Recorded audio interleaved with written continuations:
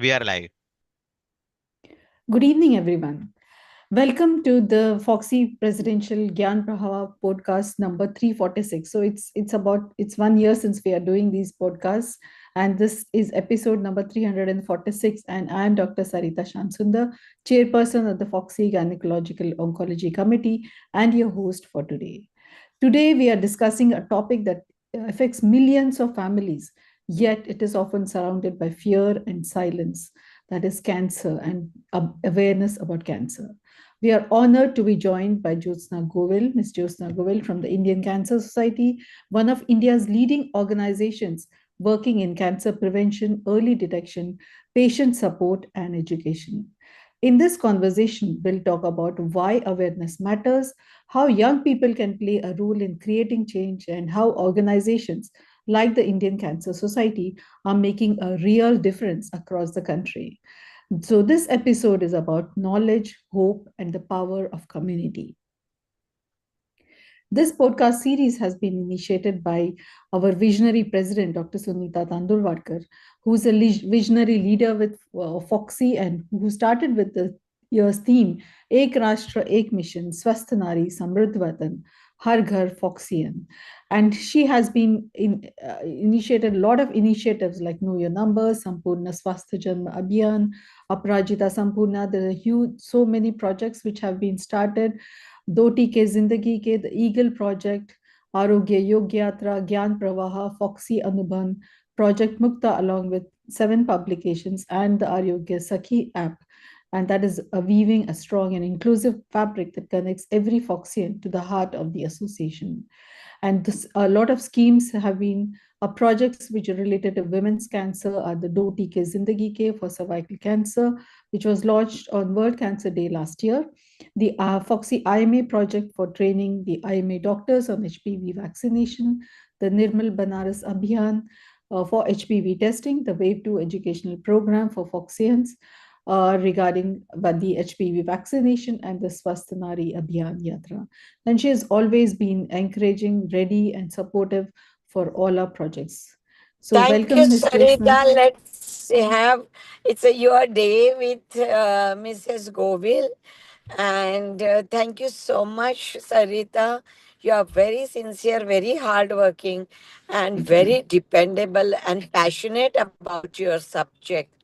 Your all the podcast you have just picked up the extraordinary faculty who have worked in a different fields of uh, cancer, pertaining to a chairperson post, and they all were amazing.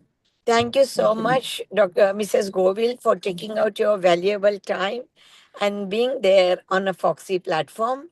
Our protocol is you both will be in the podcast, and I'll be watching you and hearing you from the another viewers link. So looking forward to see you sometimes in person, do ma'am. With pleasure. Thank you. Thank you. Thank you. So before we proceed further, let me just briefly introduce Ms. Jyotsna Govil, who's who was the honorary secretary of the Indian Cancer Society Delhi branch and is a volunteer of the Indian Cancer Society since many years. She is a founder member of the Indraprastha Cancer Society and also the honorary secretary and vice chairperson of the Indraprastha Cancer Society, a parent of the Rajiv Gandhi Cancer Institute and Research Center, New Delhi. She is a member of various institutional review boards and global advisory committees. And she's a founder member of the Asia Pacific Organization on HPV consultation, and she represents India on the board.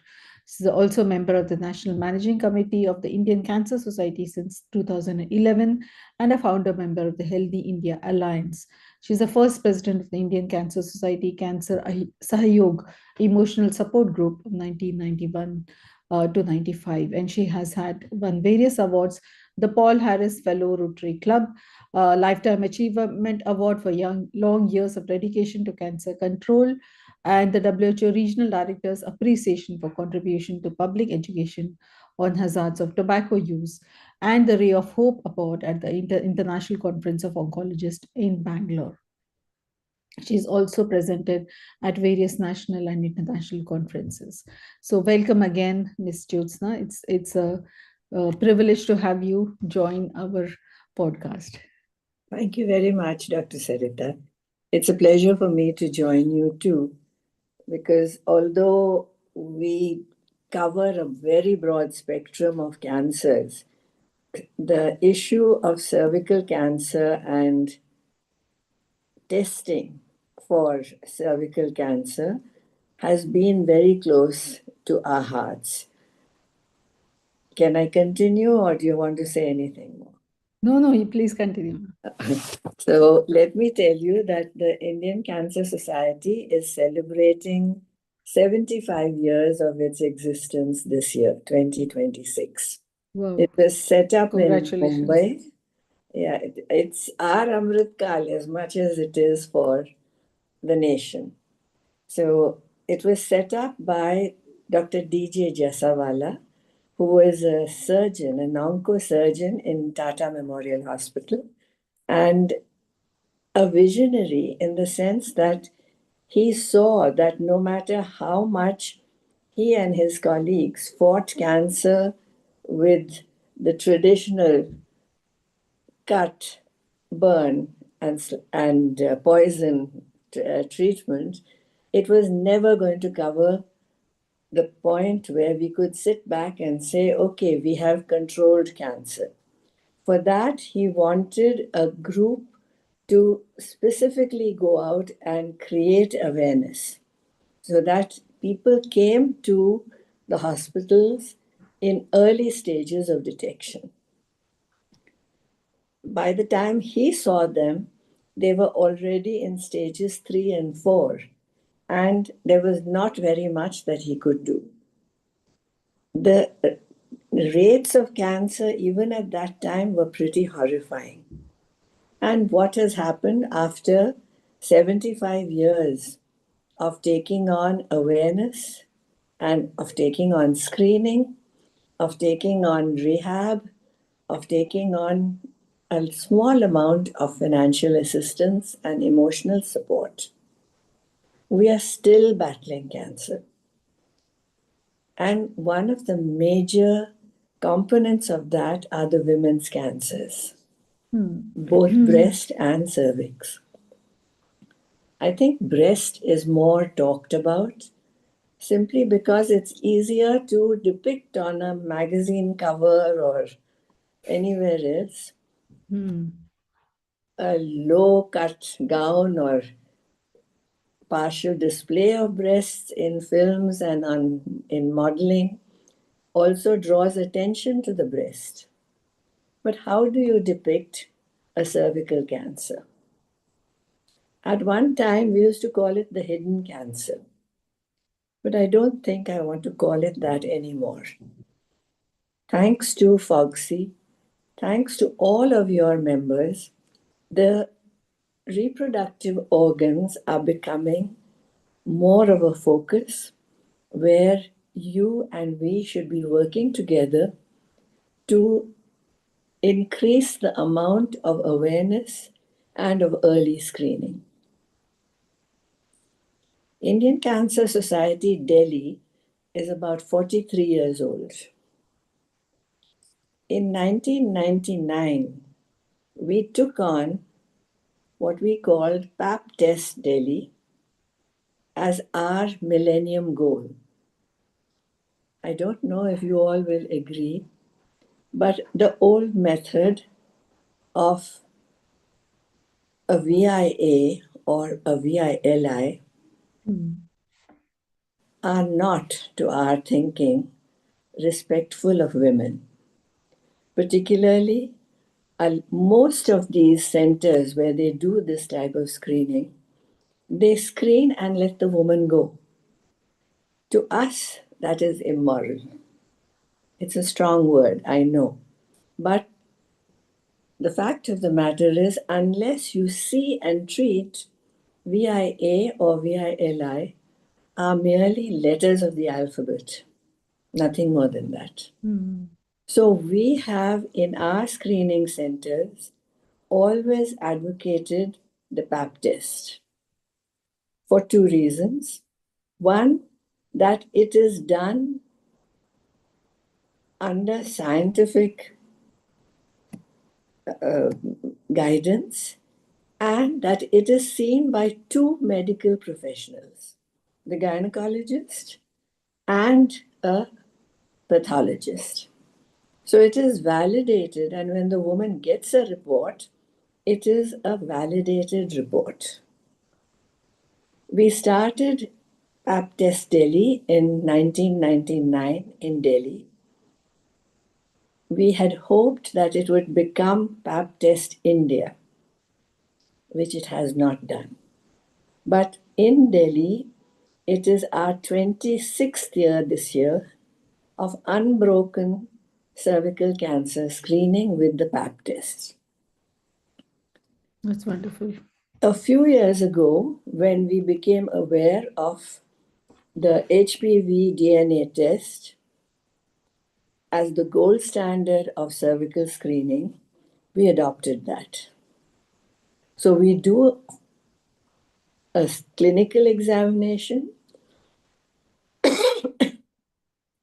a Pap test, and a HPV DNA test. It costs a lot of money, and we're a small branch, so it's not easy. But we stand by our principles that women are worth the best of treatment, the best of diagnosis, the best of screening. Absolutely. So what actually inspired you to get involved with cancer awareness and advocacy, madam? I wasn't thinking about women's cancer. At that time, my father was diagnosed with a stomach cancer. Right. We were living in Bombay. My husband was a naval officer. We didn't have radiotherapy facilities in the naval hospital. So I had to take him to TMH, the Tata Memorial Hospital. I would be sitting in the corridors for quite a long time while he was in the queue and then being treated there with radiation. And I used to see this very slightly built man going up and down very busily. I didn't know who he was. And one day he stopped by me and he said, "Why are you wasting your time?" So I said, "I'm not wasting time. I'm waiting for my father." So he said, "Well, in the meanwhile, come, I'll give you some work to do." Okay, so I went to his room. On the door, I realized it was Dr. Jasawala, which at that time didn't mean anything to me, frankly. But anyway, I went there and he handed me a few pamphlets that he had produced. And he said, "Tell me what you think." So I looked at them and I said, "Please tell me, who are they for?" They seemed straight out of a medical textbook. And I said, "If it is for a doctor, they already know all this. They're reading it in their textbooks." He said, "No, no, no, it's for people like you." I said, "Then for people like me, you'll have it dumb it down. I don't know what you're talking about. I don't know where the cervix is. I don't know what you're doing there. And how does it affect cancer?" So I got my first lesson in cervical cancer from Dr. Jasawala. And then he gave me those pamphlets and he said, "Go and produce something that ordinary people can understand." So I took it home. My son was a medical student at the time. There are no computers. So I said, "I will write the text and you draw me a couple of diagrams." So he drew me the reproductive organs, and I wrote whatever I understood on that. And when we took it back to Jasawala, oh, he was very thrilled. He said, "Right, this is exactly what I want." So he handed me more and said, "Get on with it." So that's how I got caught up with Indian Cancer Society. This was in Bombay. Then he told me that in 83 that the Bombay Delhi branch was starting, and whenever I went to Delhi, I should make contact with them, which I did. And it's been a long story since. I've been a volunteer with Indian Cancer Society Delhi from the day it opened its doors. Right.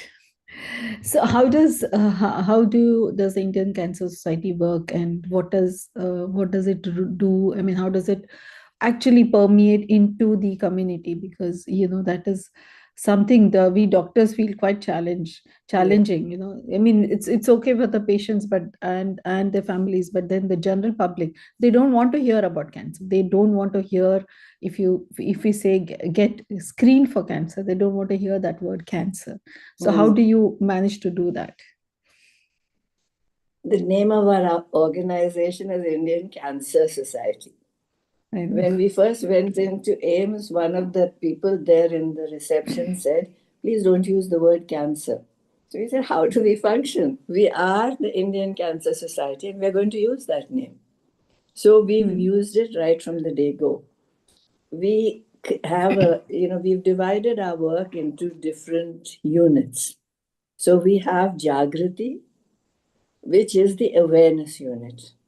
And under Jagrati, we have many other activities, which I'll tell you. We have Cancer Sahyog, which is an emotional support group, because we believe that every patient has fear in their mind, uncertainty, myths, misconceptions, which need clearance, probably best done by a survivor of cancer, holding their hand and talking to them. That is what Cancer Sahyog does. They go into hospitals and talk to the patients one on one. Sometimes, when they're talking, the same people that you're describing, they don't want to hear about it. They'll be sitting on the sidelines and listening. And slowly, we find them joining the group, asking questions. So, if it's so normal that ordinary women like us, we are all middle aged, elderly, sari clad women who go there, very conservative looking, and are able to say, I had cancer, I'm perfectly all right now. So, what are you afraid of? So, even some of the caregivers who go are so much like the survivors that nobody knows who's the caregiver and who's the survivor. So they talk to us and they're shocked when they discover so and so is the survivor, so and so is a caregiver. We don't use big words, no jargon. We just explain everything that we are able to do. And a couple of things. There are many aspects which we do not answer. We tell them, ask your doctor. You have to ask your doctor. We'll elaborate on what your doctor said, but we will not talk of any medical factors which you only can get from your doctor. And the other thing is that we have the time to talk to them. Frankly, you all don't. In a clinic with 50 people waiting outside, you do not have time to talk to individuals. They come away with half-baked knowledge. So when they come to us, we're able to explain that to them. There was a volunteer many years ago who was a Reiki expert. She would sit down on those dirty floors and do Reiki with those women. Nothing was more impressive. Nothing was more sensitive. Then it is trust that we are building up.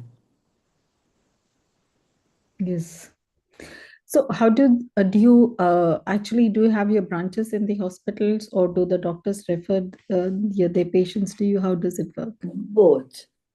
We have our volunteers going to the hospitals, including yours. And we find that most often what doctors refer to us is for help with facilities like a CT scan or an MRI, for which they wait for months at government hospitals. So we do that also. We have an initial diagnosis fund. So we have diagnostic units which give us discounts, and we send your patients and anyone else's to them for a speedy diagnosis, which helps in the early diagnostic initiative that we believe in. Right. There are others. We have a rehab center, a healing center, which we call Prashanti. We have support groups working out of that.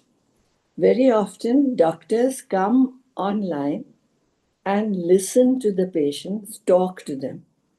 We've had senior doctors tell us that these are questions that they should have asked in our clinics, but they didn't.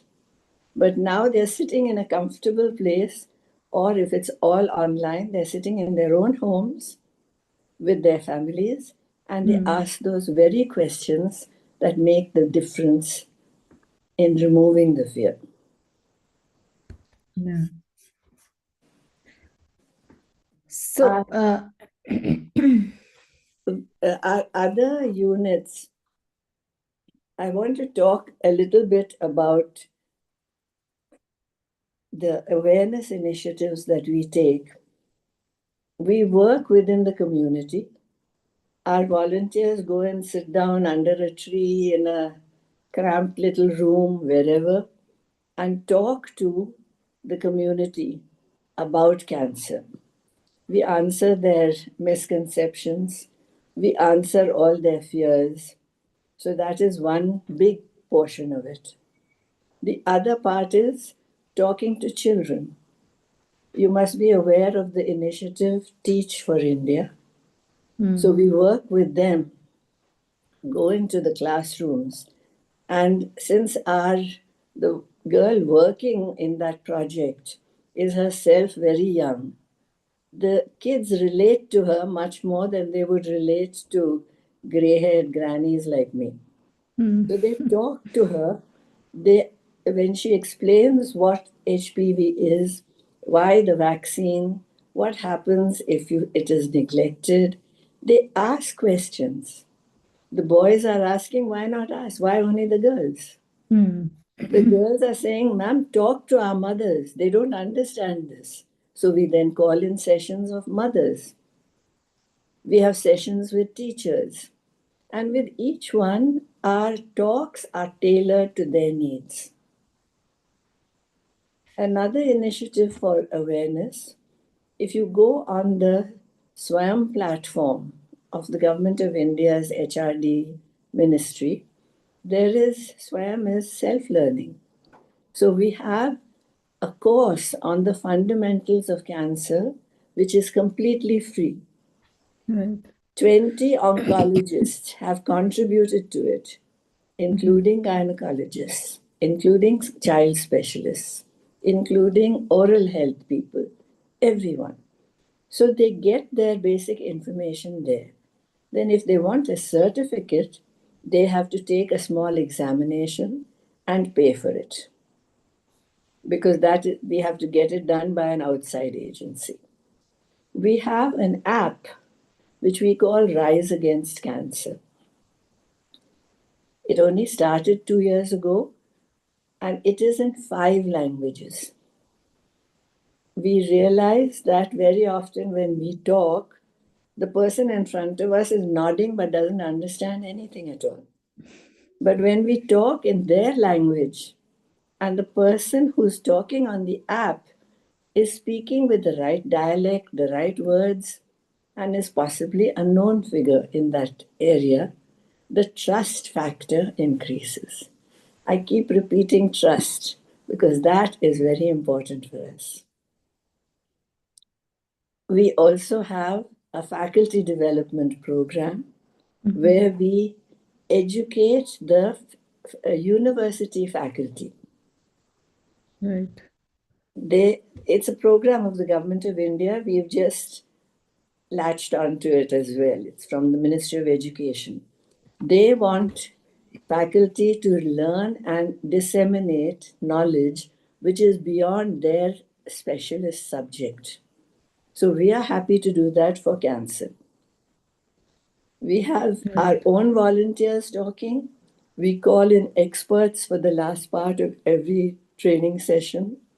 So they get both the, I won't call it amateur, but it's certainly more lowbrow information, and also the expert explanation with more details. Then we come to Cancer Sahyog. As I said, that we do one-on-one talks to the patients. We also talk to the families. We talk to the caregivers. They're the most neglected lot. Mm. Yes. Nobody has time to talk to them. If you want to snap at somebody, you won't snap at your patient, you'll snap at the caregiver. Why haven't you done this? You should have known this. How? Why? They are people who have given up their lives to care for their patient. So we talk to them also to explain that no doctor means disrespect, they've just got not enough time. But we want the doctors also to be aware that the caregiver is very important. It's that person who brings the patient to the hospital. It's that person who brings them their medicines, who finds the money to pay for all this, or runs around to beg others to give money. So they are very important people. Prashanti, as I said, is our healing center. That's where we have a lymphopress machine for both arms and legs. So for the breast cancer survivor, it's the arms that need the lymphopress, and the cervical cancer people benefit from the leg one. We have prosthesis and bras for women with breast cancer. We have eye prosthesis for children with retinoblastoma. We have colostomy bags for patients of colon cancer. Everything is done free of cost. We run around and raise the money. We don't have a lot of money, so quite often you might feel that बोलते ही रहते हैं लेकिन करते कुछ नहीं है, but हम करते भी हैं. And I think our major role is with children, because they come to us and spend half a day with us, just having fun, doing some drawing, some singing, some dancing, whatever. I think you will agree that when a child gets cancer, the last thing on the parent's mind is any kind of fun for that child. They only think of treatment. Yes. Sarita, tell me if I'm talking too much, because I can No, go ma'am, on no, and on. no. Please go on. So the newest of our initiatives is advocacy. Actually, we have been in the advocacy field without knowing that it was advocacy. In 2001, we worked with the Rajya Sabha subcommittee on tobacco control. We were, I think, I'm not exaggerating, I think we were responsible for increasing the scope of KOTPA from just smoked tobacco to chewed tobacco as well. Right. That is the major problem now, not merely the smoked tobacco. We do a lot of awareness programs with children on that. And once a year, we have what we call the World No Tobacco Day program. When they tell us what we have taught them, have they understood it? In a 5-minute skit, 5 actors, 5 props coming onto a bare stage and doing a small skit to explain what they have understood of our teaching. What else? I don't know. Ask questions and it'll come back to me. So how do people get involved? How do you get volunteers? Uh, how do they actually come to get to volunteer with the Indian Cancer Society? Mainly word of mouth. We don't advertise. As a principle, we don't advertise, but also because we have no money for advertisements. So People how can meet someone and say, you know, this is so impressive, can we join? So they come in. right? Colleges come in to do their social service, whatever module that they're supposed to do. And if you look on our site, Indian Cancer Society Daily.in, you'll find the initiative taken by some girls from IP College.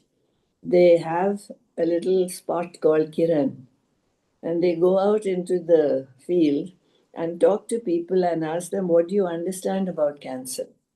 Mm-hmm. It's amazing. I mean, Mm-hmm. I love listening to the young people who talk about what their understanding is. Did you know that men can also get breast cancer? Oh my God, no. Mm-hmm.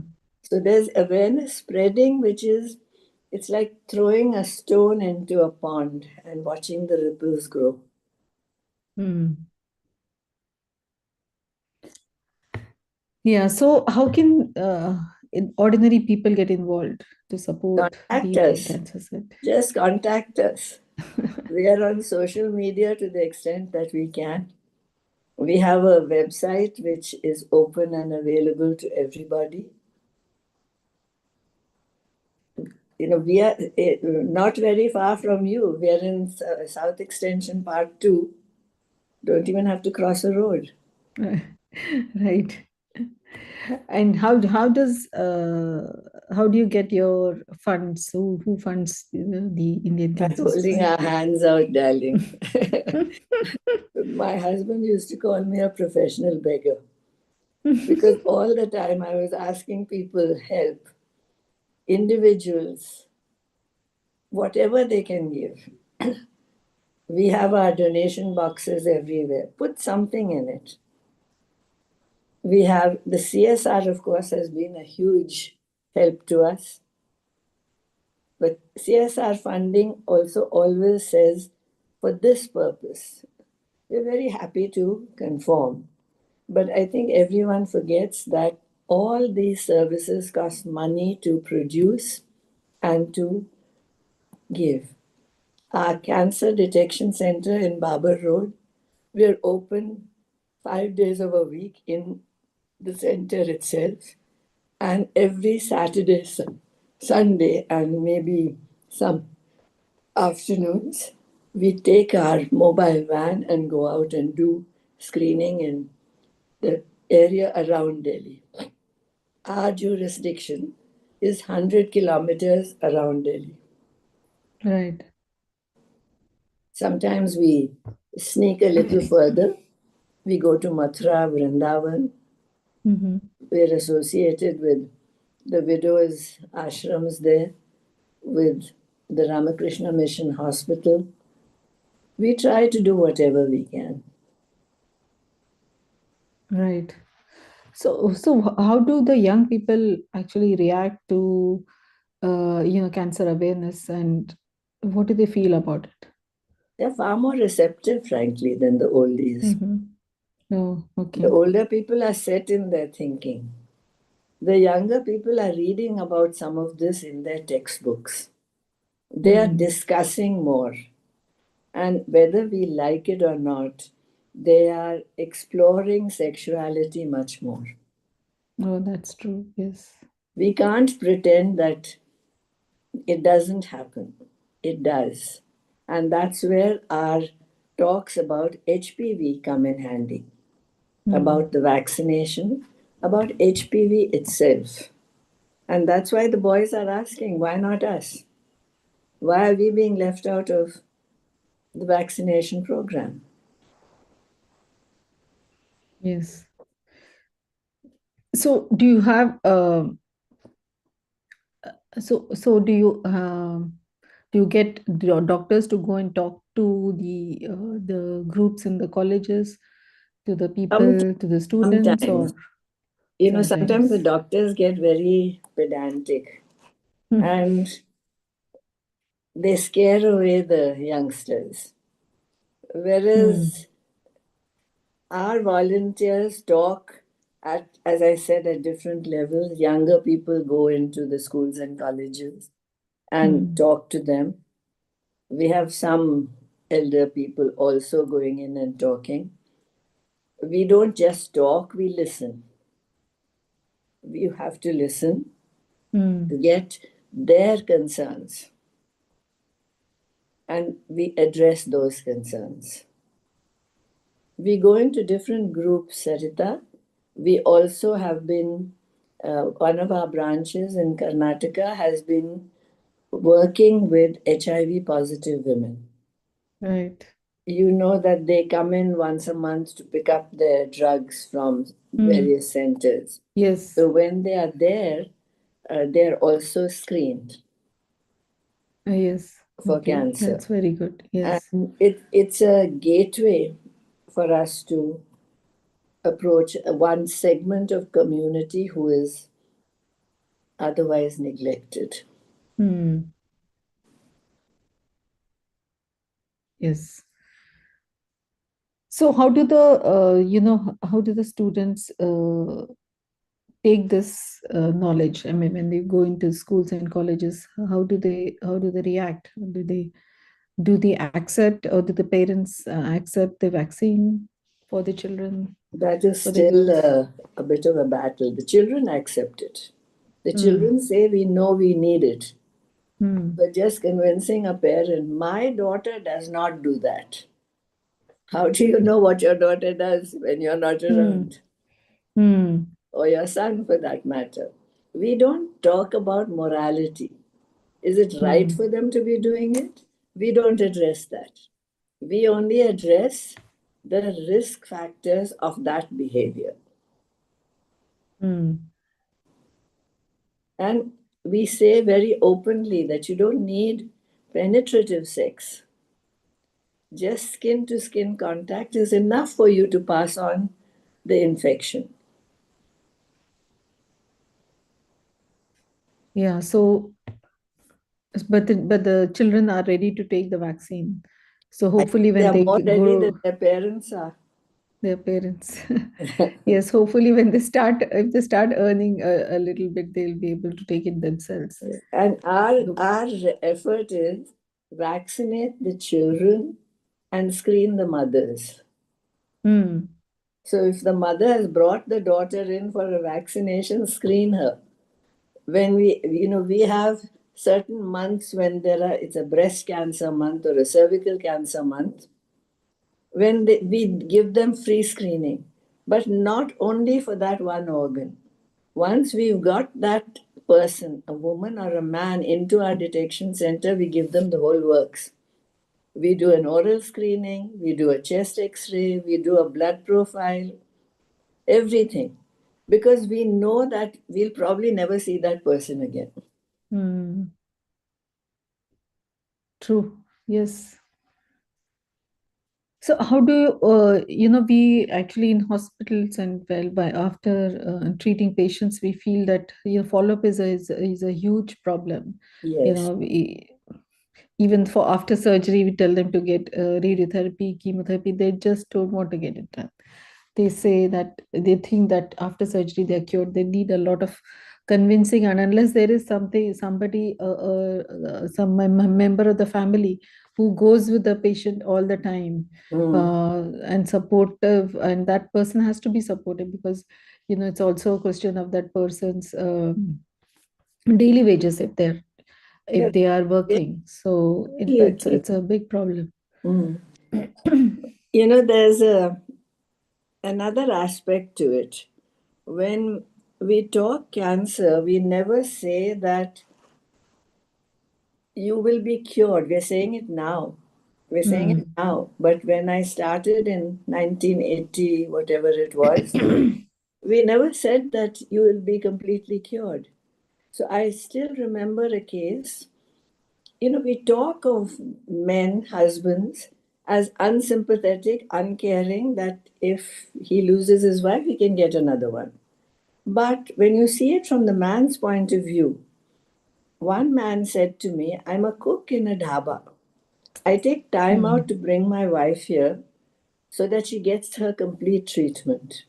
But I also have 3 children for whom I must provide. You're telling me you don't know whether my wife will be cured or not, but my children are growing up. They have a future. So, which way should I go in my limited income? A wife who may or may not survive, or children who will and who have a future and grow up? It's true. So, one of the things that we aim for is that we don't judge. Everyone has their reasons. The man who has to look after the other side of it, the in laws who are afraid that cancer might be contagious and affect the rest of the family. तो उनके थाली अलग रखो, उनके कपड़े अलग रखो, उनके बच्चे अलग रखो. It's ignorance that we have to fight, but not with judgment. True. Also, do you, how many, how does it work over how many branches do you have and how many volunteers across the country? Well, I can tell you about Delhi branch numbers, but not about the whole of India. But I'll tell you, we have branches, our headquarters are in Mumbai. There's a branch in Delhi, there's a branch in Bangalore for Karnataka, there's a branch in Calcutta for Bengal, there's a branch in Nagpur for central India, there's a branch in Lucknow. Our problem always has been getting information about us and about what we do and how we can help available to everybody. That's why I said I would like very much to work more closely with institutions like Fogsi, like what is the children's one called? The Pediatrics, Indian Academy of Pediatrics. Yeah. So with all these, I feel that, we are all heading the same way, but not heading the same way. We're going down on side paths and getting lost. Our entire message will come across much more clearly if we join hands. Definitely. I think now also it's Cervical Cancer Awareness Month this month, and also the World Cancer Day approaching. So I think we should work together, and because our mission is as an organization is to increase awareness in the public about screening and also for vaccination actually. So how do you think we can work together? First, talk to each other. Yes, of course. I know when I first approached Fogsi, as I said, it was in the last century, 1990, whatever, 4 or 5. And it was a member of Fogsi, Dr. Santosh Sahi. She is very active in laughter therapy these days. But she was the one who introduced me to, was there someone called Laju, who is the president? I can't remember, but that name seems to ring a bell in my mind. I was talking to her about taking this program across India. I've talked to different Foxy groups as well, but NGOs are not always respected, trusted. With sort of peripheral people, they think we're some kind of butterfly. But there are many NGOs like Indian Cancer Society who are very serious about what we are doing and have devoted entire lifetimes to it. Yeah, of course. We've been working since so many years. Not only me, it's a team. It's a teamwork that does it. One person can't do anything. Also, do you work with the governments, and how do you get to mobilize the governments to, start initiatives for cancer? You write to them, You try to meet them, which you have great difficulty in doing. You go and sit in the corridors of Nirman Bhavan time and again, over and over again, until somebody looks at you and says, "Haan, ma'am, roz aati hain, kya kyun aati hain?" Then you get a foot through the door of the PS. As I said, we are considered peripheral. You go in with your designation, doctor so and so. They'll look at you, they'll listen to you much more. I go in, there is Mrs. Jyotsna Govind. Who the hell is she? They don't listen to doctors also. Well, So whoever they listen to, I don't know whom they listen to. But sometimes you get it, we are so persistent that over the years they're forced to reckon with us to say, yes, these people are still there, they're still working, they're still doing things. So they call us, we are on the consultation panel or whatever it's called, in the Raj Sabha, in the Lok Sabha. When they were talking about district hospitals from the last budget, we were invited to give our views over there. So, dhire. I mean, I say one of my favorite words is hope. I don't give up. I hope that this will happen. I hope that will happen. All of this will go on. Hota hai. yes, Persistence pays. absolutely. So what progress in cancer or awareness do you feel is hopeful, and I think how the next generation is going to take it up? that's a tough question to answer because everyone has their own hobby horse. Now, we know of the fact that lung cancer in young women who have no smoking habits, no unnecessary habits, it shows up in them, and it shows up in third and fourth stage. When they go to a doctor, they're looking extremely well, but they have this. It's a sword hanging over their heads. And I know that they are now banding together to address that. The breast cancer group is always strong. The gynae cancers, there's an element of hesitation and shame in talking about reproductive organs. And even when a woman has these problems, she doesn't come forward easily. It's when it becomes unbearable that she comes. How do we get them to come earlier? Our volunteers go to the AIMS Gynae Clinic and get women to talk to each other.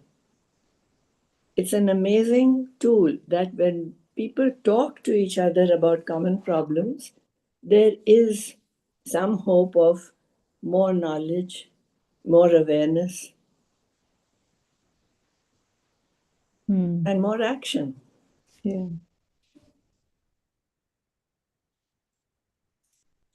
So, what is the goal of your society for the next few years? We have always said the conquest of cancer by choice, not chance. Not chance. So our goal will remain that we want screening to improve, to become more universal, for this message to go out that screening is much cheaper than treatment, both in terms of trauma, physical trauma, and financial resources. You know, we keep hearing screening being written off because barely 2% or 3% of people go through it. My question to everyone is, you have a car, or a bike sitting in your garage. Every year you get it serviced. Is your car more valuable than your own body? Absolutely. You need to take care of your body before the body starts screaming.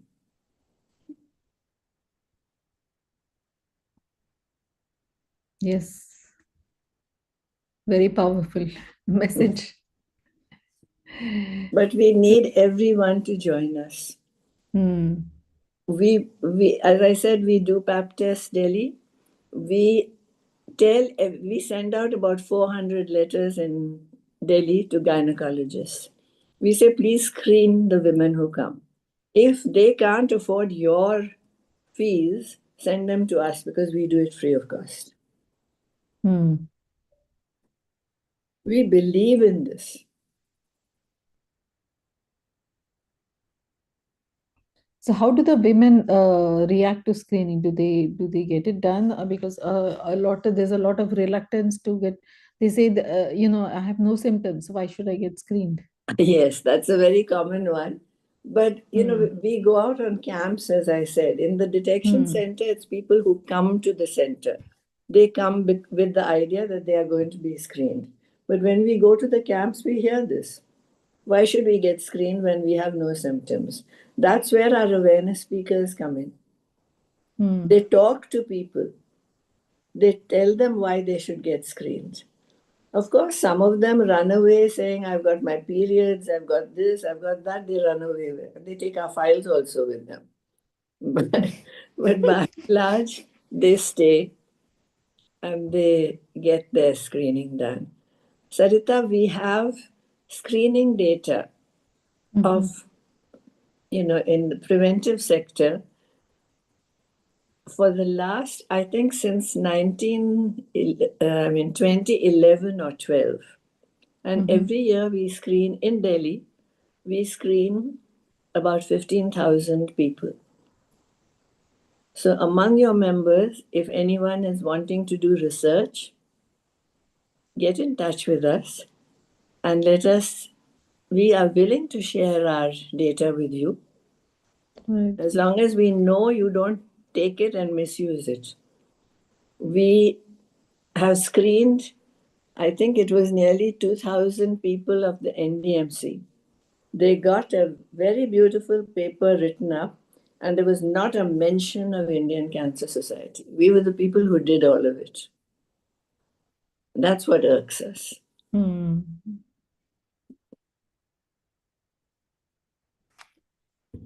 definitely that will be, I'm sure you have been doing so much work, and it's great knowing about all the work that you're doing, and it's inspiring to hear from you. So, what is the one message that you who want everybody who's listening this podcast to remember, and you take it away from this podcast? What message would you want to give? Number one, that cancer is not death. All the other NCDs, diabetes, heart trouble, asthma, there is no cure. It's only management. In cancer, we're actually saying cure. So cancer is not death. You have to take care, but it is not death. And secondly, if you have heard some strange thing, come back and ask somebody who is dealing with it and get your doubts cleared. Ajkal Google Baba is everywhere. He's the bane of your life also, because they come to you saying Google ने ये कहा, आप कुछ और कह रहे हैं. So let's get together to clear these myths and get proper, reliable information out there. For that, we and you have to join hands. We have the same goals. We have to talk to people about the normal things that they should be doing in their lives. We need to talk about nutrition, about exercise. I mean, everything, all cures don't come out of a bottle or an injection. we have to go back to the basics of what we know is good for us. There are any number of things that we should be doing. I won't go into them. But you get the drift of where I'm going. So, what advice would you give to somebody who wants to make a difference in public health or social impact, and who actually want to do some volunteer for your society? We have a training team. Mm-hmm. We do training programs in our office. I think it's only a 3 or 4 day program. We give the basics, but we want that person to actually go and read for themselves, to understand the whole problem. Cancer is a lifestyle disease. It's not something that drops from the blue and knocks you out. You are every day heading towards trouble if you don't pay attention to the basics. We want people to understand that. Contact us. And as I said, please work with us. We want the doctors also there. So when the doctors also come and say the same thing, the same language, it makes a difference. In our SWAYAM platform, when there are a lot of, we have had, I think, about 18 or 19,000 people who have taken the exam. We don't know how many actually went through the proper course, but that many have taken the exam. We've had doctors who've come and said that we should have learned this in medical college. How to talk to ordinary people, to take the fear out of cancer. And SWAYAM has been addressed by oncologists, 20 leading oncologists from the Delhi area. It is available in English, it is available in Hindi, it is available in Punjabi. If we get more people to do translations for us, genuine translations, not the Google variety that you press and you get something coming out. If you actually read the translation out to somebody who speaks that language, they are horrified. Yes. It's absolutely, you can't understand anything. Yeah. Out of that. So I think time and attention to the basics of cancer is what we need. It's not an easy journey. The numbers are rising. We know that. And they're rising because of our way of living. We have changed from our simple diet, very healthy diet, to what the West is pushing down as desirable. Even the little beggar boys on the road, they want pizza and burger rather than being given a roti and sabzi.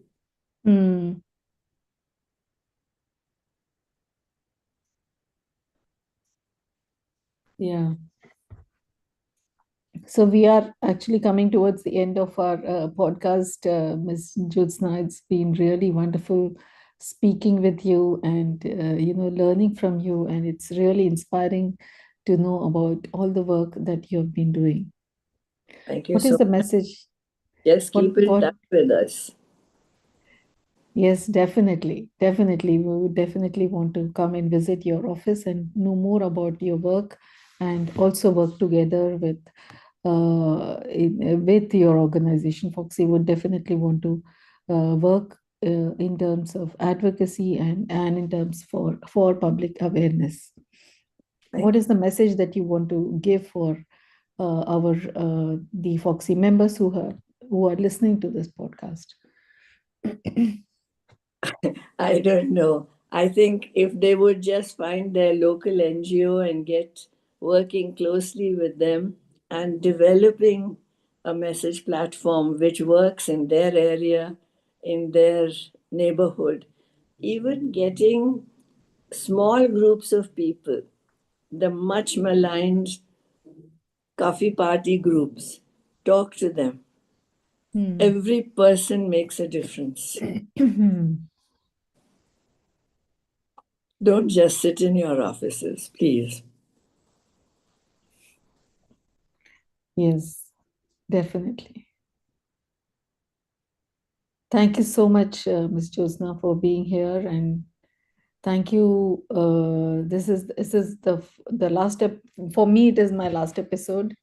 But for this year, it's the cancer, the year 2026, and the cancer vital cancer awareness month.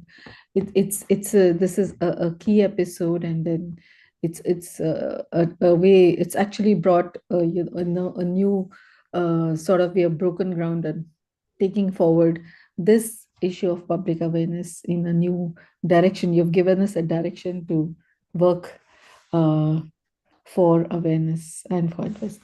Thank you so much, Ms. Josna, for joining. Thank you for inviting me. Thank you. Thank you, madam. And thank you, support team. Thank you so much for all the support.